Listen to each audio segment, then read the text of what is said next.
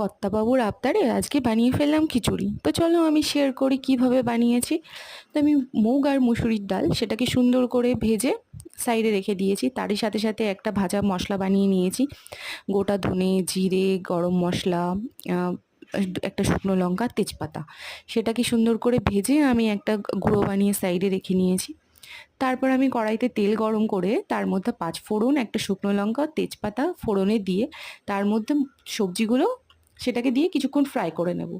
তারপর সেটা কিছুক্ষণ ফ্রাই হয়ে গেলে তার মধ্যে যে ভেজে রেখেছিলাম ডালটা সেটা ধুয়ে তার মধ্যে দিয়ে কিছুক্ষণ ভেজে নেব। তারপর গোবিন্দভোগ চালটাকে সেটাকেও সুন্দর করে ধুয়ে সেই চাল ডালের মধ্যে দিয়ে দেব। দিয়ে সুন্দর করে সেটাকে কিছুক্ষণ ভেজে তার মধ্যে গরম জল দিয়ে নেব। তারপর তার মধ্যে একটু লবণ, হলুদ, কাঁচা লঙ্কা দিয়ে ফুটিয়ে নেব। সেটা ফুটে উঠলে সেদ্ধ হয়ে গেলে তার মধ্যে ভাজা মশলাটা দিয়ে আর একটু ঘি দিয়ে নামিয়ে নেব।